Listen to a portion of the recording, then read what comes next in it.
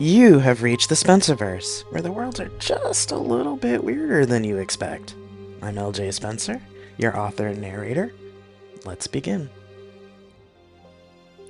Oh shit, I'm late, I said as I looked up quickly at the departure screen. I threw my tablet, phone, and other stuff in my carry-on, then dashed out of the business lounge door. The elevators were too slow, so I raced up the 2 flights of stairs to the tracks, making it to the departure gate with 5 minutes to spare. I rummaged through my bag, and while I could find my passport, my boarding pass was nowhere to be found. Ah, fuck! I spat. I thought I had said it quietly, but the old woman in front of me turned around to glare at me. I ignored her and went over to the queue at the help desk. Thankfully, the queue to board was long, and they already switched the sign to say that they were slightly delayed. "Hello, how can I help you?" said the clerk when my turn came around. They had that kind of smile that showed that they were stressed out and annoyed, but couldn't show it. I gave them a sympathetic smile. "I'm really sorry about this, but I seem to have lost my boarding pass. It might even be in the business lounge. I've looked all through my bag and," I said, babbling out of frustration. "It's all right, ma'am. Not to worry. The boarding passes for the Global Express are also online, so if you have your phone and download the app, it'll be there." I sighed, annoyed with myself, and facepalmed. Of course it is. Why didn't I think of that earlier? I'm such an idiot. Sorry to bother you. The clerk gave a genuine smile this time. "No worries, ma'am. Have a good trip." "Thank you," I replied and got back in line. I pulled out my phone and downloaded the app with my boarding pass. I was one of the last people to go through the gate's passive security and onto the platform. The vehicle itself was massive. From what I'd read, while the Global Express looked like a train and did have a regular engine in it for when it got to stations, it also had a special engine that was able to fold time and space somehow, which shortened even the longest trips to an hour or less. No flying required. I was nervous to take it, since it was so new, but my company wanted me to get to a meeting in Berlin right away, and decided to shell out the money for the ticket. It wasn't the strange time travel aspect that made me nervous, though. It was the rumors about people who took the Global Express and refused to ever take it again. Or the rumors of people taking it over and over again and going bankrupt doing it. Or eventually just disappearing altogether. But since it was so expensive, I hadn't personally known anyone who had taken it except for the CEO of my company. He assured me that it was an experience not to be missed, but wouldn't elaborate. Most people who took the Global Express wouldn't explain their experiences either, and would just say cryptically on the podcast that you had to take it at least once in your life. I sighed as I hurried over to the strange-looking train car. Even with my nerves, I just wanted to get this over with so I could take the meeting, then relax in my hotel in Berlin. I entered the first door I came to as a bell rang and the announcer gave a 15-minute warning. I hefted my bag so it was fully in front of me in order to roll it through the narrow, sloping passage outside the seating area. I checked the seat number on my phone. Of course my seat is all the way at the far end, I said out loud, sighing again. As I made my way up the passage, one of the attendants began to speak. "Hello, passengers. Welcome aboard the Global Express, powered by the SciTech Time Engine. We ask that you please take your seats quickly and store all carry-ons under your seat for safety. Our perceived travel time today between Los Angeles and Berlin will be 25 minutes, and we will be leaving in approximately 7 minutes. Because of the international freedom laws, we cannot force anyone to stay in their seats during the trip, but it is strongly suggested that you stay in your assigned seat with the cocoon up until the Global Express has come to a complete stop at our destination. If you have any questions or need assistance, our attendants will be happy to help you. Again, we welcome you aboard the Global Express and wish you a pleasant trip." The attendant then repeated the announcement in Spanish, Mandarin, German, Japanese, Russian, Arabic, and French. I hurried along, still trying to find my seat. Once the attendant finished speaking, the train started moving. Felt like a conventional train pulling out of a station with the usual lurch that always seemed to knock me around. I bumped into another passenger and mumbled, "Excuse me." They gave me the stink eye, but hurried off to find their own seat. I looked up and was relieved to finally see a sign above a door that said seats 200 to 250. I barged through and found the seats arranged about a meter apart, stadium style, almost like we were in a movie theater. There was a screen at the front that was giving travel information and showing tourism ads. I climbed up the steps to my row. Other people said hello in various languages and accents as I squeezed down the row to my seat, number 236.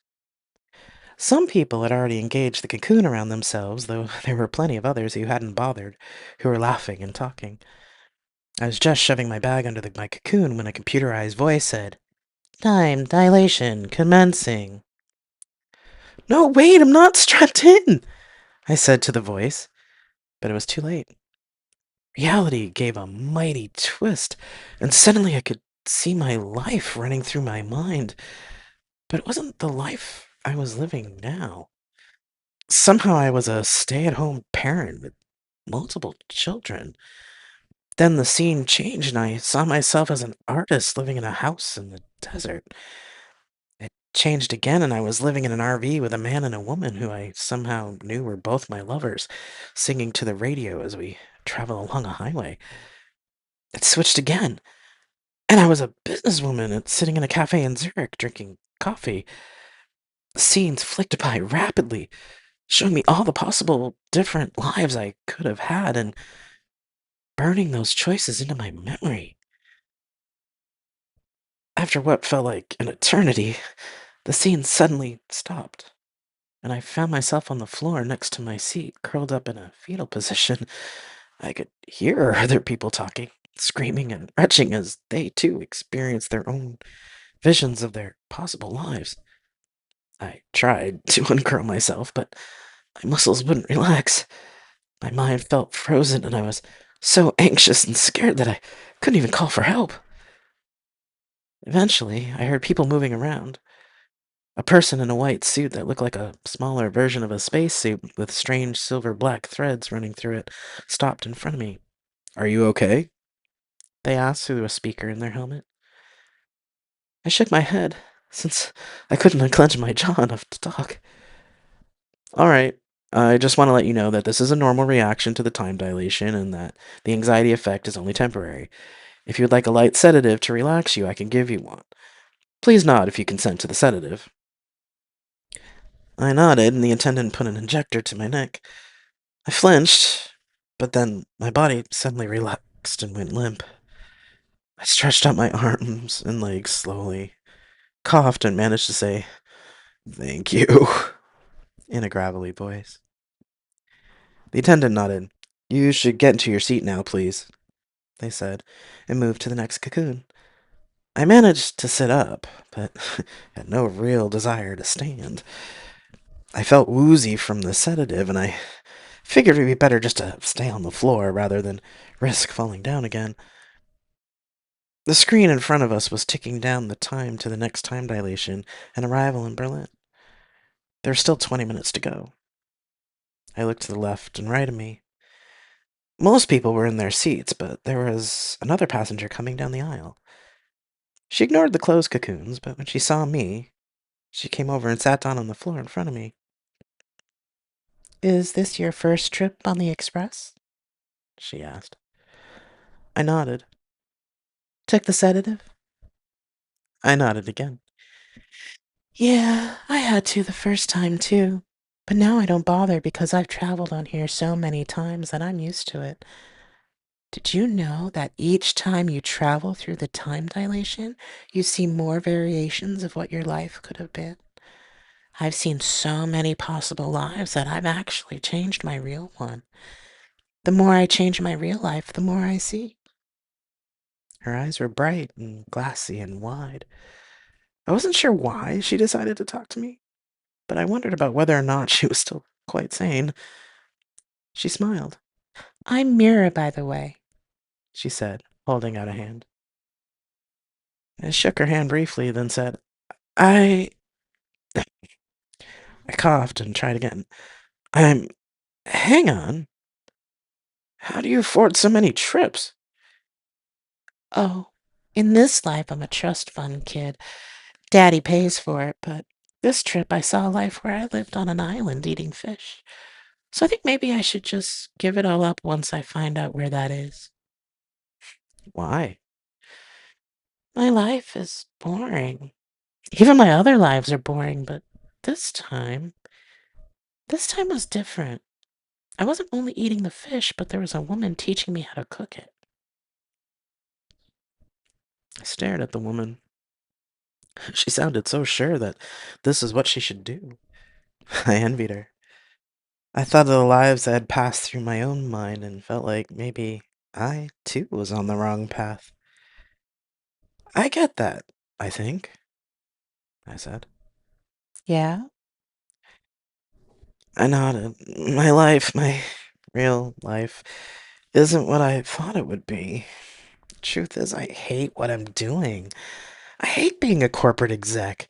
I have no personal life. I'm so lonely. I trailed off, tears rolling down my face. Suddenly, a loud popping noise erupted in the cabin. Mira pulled me down and we laid flat on the floor, looking out between the seats. A large man was shooting his rifle into the ceiling, which seemed to absorb the bullets as they hit it. A number of people in the same white suits as the attendant that helped me tackled him, wrenching the gun from him. I assumed they drugged him, since after a moment he collapsed to the floor. They lifted the man up, strapped him into a seat, and cocooned him, That's a first. said Mira. Oh? I asked. Well, the freedom laws say you can bring the gun on board, but usually folks pack them unloaded in their checked luggage. This is the first time I've seen one brought as a carry-on. They'll probably take it off him when we get to Germany, though. The German authorities don't like it when Americans try to bring guns into the country. I sat up again and thought for a moment. Hey, shouldn't I be more scared that some crazy guy was shooting off his gun on the train? Probably, but that sedative isn't as light as they tell you it is. Mira said. She looked at the screen. 5 minutes left. Hang on. And she flattened out on the floor. I followed her lead. When the twist of time and different timelines came again, I noticed that this time I wasn't alone in them. There was a familiar looking woman with me. In some timelines we traveled, and some we had a house and a family, and others we lived on a farm or in the mountains in a chalet. Then, as suddenly as the timeline started, like before, they stopped. Passengers, we have now arrived in Berlin. The time is 1800 local time and the weather is 19 degrees. Please check around your seat for any items that may have moved or shifted or that you may have dropped during the trip. Thank you for taking the Global Express and we hope to see you again soon. I sat up while the attendant started speaking in the other languages, feeling mostly normal again. I managed to stand without swaying, thankfully, then proceeded to extract my carry-on from the chair. Mira stood up too, and we stared at each other for a long moment. So, She began. I have this meeting, but after, would you like to go to dinner with me? I asked. It's the first time I'd asked someone out in a very long time. But it was the first time I'd felt confident doing so. I smiled. The other woman returned the smile, which seemed to light up the room. After a moment, she said, I'd like that. I picked up my bag and followed her off the train into the Berlin night.